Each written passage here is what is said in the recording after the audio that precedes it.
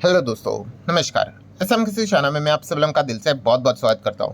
दोस्तों, इस वीडियो में हम लोग बात करने वाले एक और कमाल की खबर के बारे में। लिटरली हम कह सकते हैं बहुत समय के बाद एक पर्टिकुलर सेक्टर के बारे में, मतलब आप कह सकते हैं एक रिक्वेस्ट हम लोग को जाती हुई देखने को यहाँ पे मिल रही है। मतलब क्या खबर अभी भी ऑफिशियली सामने आ चुकी है कि ऐसा होने वाला है करके, मतलब हो चुका है करके नहीं, बट ऐसा हो सकता है। तो इसी से रिलेटेड सारी बातें मैं आपके सामने यहाँ पे रखने वाला हूँ। कितना टाइम लगेगा, कितने वक्त का इंतजार करना पड़ेगा, कितना अच्छा परफॉर्मेंस देखने को यहाँ पे मिल सकता है, उसकी क्या क्या पॉसिबिलिटी है, सारी चीज़ों को स्टेप बाय स्टेप इसी एक वीडियो में यहाँ पे कवर करने वाला हूँ। जैसे कि मैंने आपको कहा कि लगभग आफ्टर 3 to 4 ईयर्स के बाद हम यहाँ पे कह सकते हैं इस सेक्टर के लिए अच्छी खबर हम लोग को देखने को यहाँ पे मिल सकती है। और सेक्टर कौन सा है दोस्तों? Insurance sector. अभी इंश्योरेंस में भी मल्टीपल सेक्टर रहते हैं। हेल्थ इंश्योरेंस है, लाइफ है, business, house, car, travel, so many insurance. यहाँ पे कौन से इंश्योरेंस की हम लोग बात करने वाले? तो दोस्तों यहाँ पे बात होने वाली है थर्ड पार्टी इंश्योरेंस के मामले में। यस, थर्ड पार्टी इंश्योरेंस से रिलेटेड जो काम करने वाली कंपनियां हैं उनके लिए एक उम्मीद की किरण जगते हुए देखने को यहाँ पे मिल रही है। उम्मीद की किरण मतलब क्या? एक ही तो चीज़ होता है, कंपनी को फायदा कैसे होगा? इंश्योरेंस प्रीमियम अगर बढ़ेगा, महंगा होगा, तो ऑटोमेटिकली कंपनी का टॉप लाइन सुधरेगा एंड कंपनी का बॉटम लाइन भी सुधर सकता है। तो इसी से रिलेटेड होप जनरेट होते हुए देखने को मिल रही है। आई नो, सबसे पहले तो बहुत सारे लोगों के दिमाग में ये बेसिक क्वेश्चन आ ही जाएगा कि ये थर्ड पार्टी इंश्योरेंस ये होता क्या है। ठीक है, जिनके पास गाड़ी भाई उनको तो पता है, बट जिनको नहीं पता है 1 मिनट के अंदर आप लोगों को यहाँ पे बता देता हूँ। बहुत ही सिंपल है। मान लो आपने यहाँ पे गाड़ी खरीद ली, ठीक है, ठीक है, ये आपकी गाड़ी हो गई। अभी आप गाड़ी रोड पे चलाओगे एंड रोड पे चलाते चलाते अगर आपने दूसरे की गाड़ी को अगर ठोक दिया, ठीक है, या फिर किसी इंसान को उड़ा दिया, तो ये जो दूसरा व्यक्ति है, ठीक है, उसका नुकसान यहाँ पे हुआ कि नहीं? उस नुकसान की भरपाई वो इंश्योरेंस कंपनी करके देगी। इसी को बोला जाता है थर्ड पार्टी इंश्योरेंस।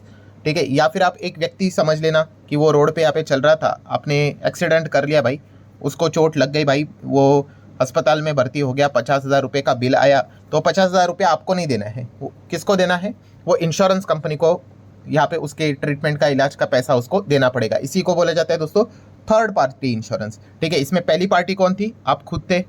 ठीक है, ये गाड़ी आपकी थी। सेकेंड पार्टी इंश्योरेंस कंपनी खुद था। एंड तीसरा जो यहाँ पे जिसके साथ भी एक्सीडेंट होगा उसको थर्ड पार्टी बोला जाता है।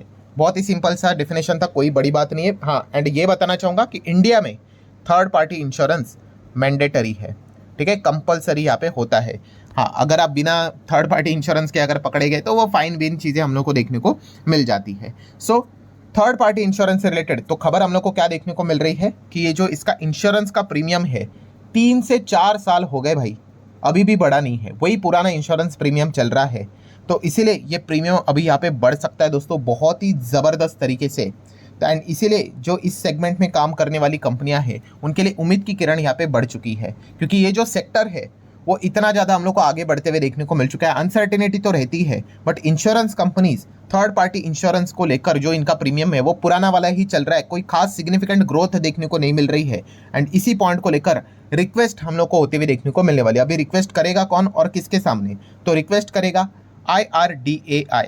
ठीक है, IRDAI मतलब insurance regulatory and development authority of India. ये क्या है? इंश्योरेंस सेक्टर का top notch head body, regulatory body आप कह सकते हैं। हमारे शेयर मार्केट का कौन है? सेबी। बैंक का कौन होता है? RBI।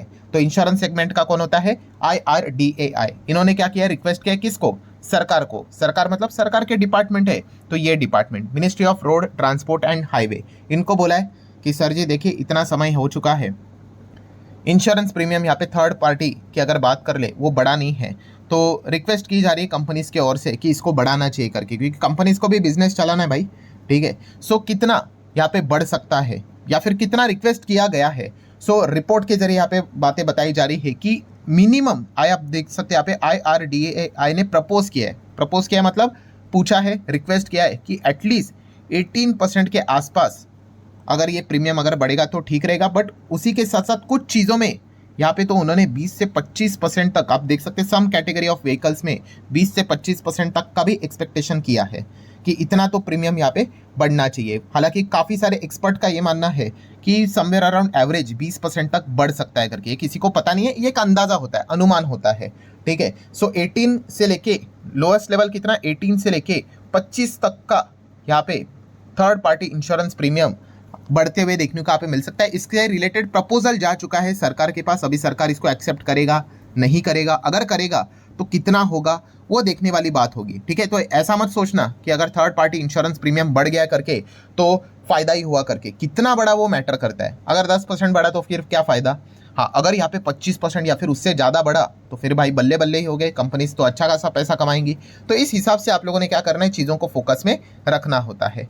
देन नेक्स्ट इंपॉर्टेंट सवाल कि ये खबर कब तक आ सकती है, तो उससे रिलेटेड अगर मैं बात करूँ, बट उससे पहले दो चीजें आपको बताना चाहूंगा। First, free stock market classes, इस चैनल के ऊपर नया लेक्चर अपलोड हो चुका है, अगर आपने नहीं देखा है तो देख लेना, लिंक मैंने ऊपर आई बटन पे दे दी है। एंड हमारा एक और चैनल है let's learn stock market and finance, इस चैनल के ऊपर कल के दिन एक बहुत ही जबरदस्त वीडियो आने वाला है, उसको गलती से भी मिस मत करना भाई। इस चैनल का लिंक भी आपको नीचे डिस्क्रिप्शन में ऊपर आई बटन पे यहाँ पे मिल जाएगा, सब्सक्राइब करके रख लेना। तो चलो वीडियो को कंटिन्यू कर लेते हैं। कितना टाइम तक ये खबर आ सकती है, रिक्वेस्ट तो गई है ना, तो रिप्लाई तो आने के लिए तो एक्सपेक्ट किया जा रहा है दोस्तों, might be with in the next 2 to 3 weeks. ठीक है, एक हफ्ता कितने दिनों का होता है भाई, 7 दिन रफली आप पकड़ लो, मिनिमम 7 मतलब 2 हफ्ते से लेकर 3, मतलब आप 2 के हिसाब से अगर बात कर ले तो 14 डेज से लेकर अगर 3 तक जाते हैं तो लगभग 21 दिन। ठीक है, मतलब आप कह सकते हैं 14, 15, 16, 17, 18 ऐसा 21 दिन के भीतर भीतर आप लोगों को खबर देखने को आप मिल सकती है। ये अनुमान लगाया जा रहा है, अगेन कह रहा हूँ, क्योंकि मिनिस्ट्री ने भी कहा है कि हमें डिसाइड करने के लिए टाइम चाहिए, वो ड्राफ्ट निकालेंगे। ठीक है, सारे जो स्टेक होल्डर होंगे उनसे सलाह मशवरा होगा कि नहीं भाई, जिसके ऊपर ये चीज़ें एप्लीकेबल होगी, जो कंपनी इंश्योरेंस प्रोवाइड करे, हर किसी का क्या किया जाएगा, यहाँ पे फीडबैक लिया जाएगा एंड फिर फाइनल डिसीजन तो भाई मिनिस्ट्री ही लेगी कि क्या करना है क्या नहीं करना है।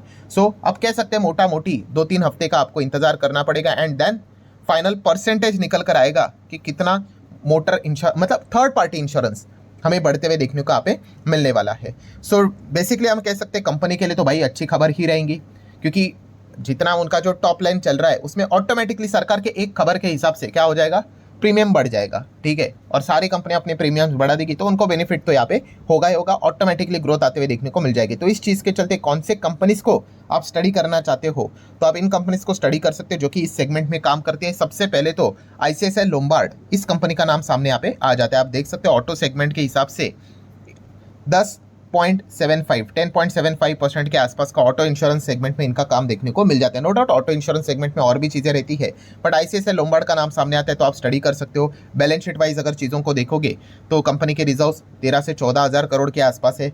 लॉन्ग टर्म बोरिंग की बात कर ले तो जीरो है, इसके पहले भी कोई बड़ा कर्जा नहीं था, 35 करोड़ का कर्जा इतने बड़े कंपनी के लिए कुछ भी नहीं है। शॉर्ट टर्म बोरिंग भी जीरो है, मतलब प्योर डेट फ्री कंपनी देखने को मिल रही है।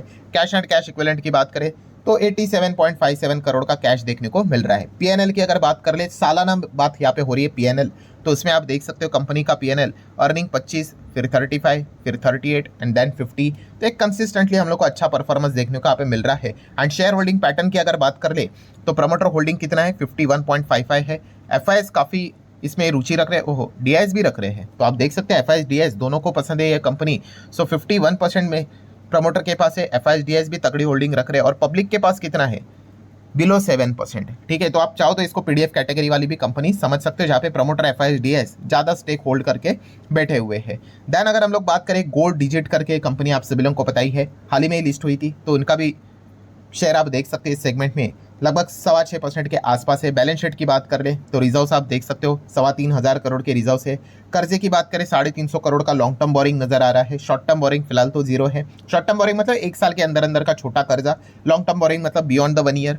कैश एंड कैश इक्विवेलेंट लगभग 225 करोड़ का कैश है। पीएनएल की अगर हम लोग यहाँ पे बात कर ले सालाना, तो कंपनी पहले घाटे में थी, घाटे के बाद यहाँ पे ब्रेक इवन हो गया, 36 करोड़ का प्रॉफिट, अर्निंग्स पॉजिटिव हो गए 0.41, देन 182, देन 425। तो एक अच्छा जंप हम लोग को ब्रेक इवन के बाद कंपनी के बिजनेस में देखने को मिल चुका है। शेयर होल्डिंग पैटर्न की बात करें, मैक्सिमम प्रमोटर के पास है 73% से ज़्यादा, एफआईएस के पास 7.86, डीआईएस के पास 15.15 एंड पब्लिक आप देख सकते हो यहाँ पे काफ़ी कम है, इवन बिलो 4%। सो ये भी एक पीडीएफ टाइप की कंपनी देखने को यहाँ पे मिल रही है। देन बात करें बजाज फिनसर्व भी इस सेगमेंट में काम करते हुए देखने को यहाँ पे मिल जाता है, बट हाँ वो बजाज अलायंस को लेकर वो खबरें हम लोग को देखने को मिले अलग यहाँ पे हो रहा है करके, आप देख सकते हो बजाज फिनसर्व भी इसमें हम लोग को 6-7% होल्ड करते हुए देखने को मिल जाता है। ऑटो सेक्टर की बात करें तो एंड गवर्नमेंट की साइड से अगर हम लोग बात कर ले, न्यू इंडिया एश्योरेंस, ये कंपनी आप सभी लोगों को पता ही है, इसका भी जो मार्केट शेयर है ऑटो सेगमेंट के इंश्योरेंस में वो 10.5% के ऊपर देखने को मिल जाता है। हालांकि न्यू इंडिया एश्योरेंस को अगर आप स्टडी करोगे, सरकारी कंपनी है, थोड़ा सा अलर्ट रहना है, बिकॉज शेयर होल्डिंग पैटर्न आप देख सकते हो कई साल हो चुके हैं। कितना है प्रमोटर होल्डिंग? ओहो 85 के ऊपर है। अभी तक 75-25 वाला रेशियो इसको कंप्लीट नहीं हुआ है। और ये मैं क्यों बता रहा हूँ, आप सभी लोगों को याद ही है कि सेबी की मीटिंग हम लोग को होते हुए देखने को मिलने वाली है, जहाँ पे कुछ कंपनियां ऐसी है जो कि प्रमोटर होल्डिंग आप यहाँ पे कह सकते हो 75-25 के हिसाब से फॉलो यहाँ पे नहीं कर रही है। एंड थोड़ा सा कुछ डी लिस्टिंग को लेकर भी इश्यूज हम लोग को देखने को मिल रहे हैं कि वो कैसे कंप्लाई यहाँ पे कर पाएंगे। तो इसी को लेकर सेबी की मीटिंग भी हम लोग को देखने को मिलने वाली है।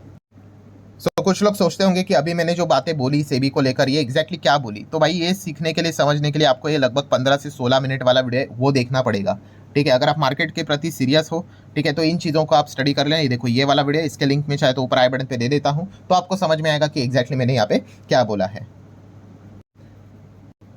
ठीक है दोस्तों, ऐसा देखा गया तो इंश्योरेंस सेगमेंट में काम करने वाली, थर्ड पार्टी इंश्योरेंस से रिलेटेड भी काम करने वाली बहुत सारी कंपनीज आपको देखने को मिलेंगे। तो आप जरूर चाहो तो इनको स्टडी यहाँ पे कर सकते हो। लिटरली हम कह सकते हैं कि इस सेगमेंट के लिए 3 से 4 साल के बाद एक अच्छी खबर आ सकती है, अभी भी आई नहीं है। अगेन कह रहा हूँ कि सिर्फ जंप होना उतना काफ़ी यहाँ पे नहीं होगा। जंप होना मतलब प्रीमियम यहाँ पे कितना बढ़ेगा, वो मतलब कितना परसेंटेज बढ़ेगा, वो इंपॉर्टेंट है। जो मैंने अभी ऑलरेडी वीडियो में आपको बताया था कि अगर 10% ही होगा, 15 ही होगा, तो शायद से सेक्टर इतना खुश ना हो। भाई 3 से 4 साल के बाद अगर प्रीमियम बढ़ा रहे हो तो एटलीस्ट इंडस्ट्री का जो एक्सपेक्टेशन है एटलीस्ट 18% से लेके मैक्सिमम 25 का एक्सपेक्टेशन वो लेकर चल रहे हैं, उसी के रेंज में होगा तो शायद से मार्केट इस चीज़ को थोड़ा सा Thums Up they they. Let's see क्या होता है। इसके लिए जैसे मैंने आपको बताया कि 2 से 3 हफ्ते के भीतर खबर कभी भी यहाँ पे आ सकती है। तो इस सेक्टर को अगर आप स्टडी करते हो तो आप जरूर इन चीज़ों को फोकस में रख सकते हो। तो आशा करता हूं दोस्तों वीडियो हेल्पफुल लगा होगा। चाहो तो लाइक एंड शेयर कर सकते हो। मिलते हैं नेक्स्ट वीडियो में, तब तक के लिए बाय बाय।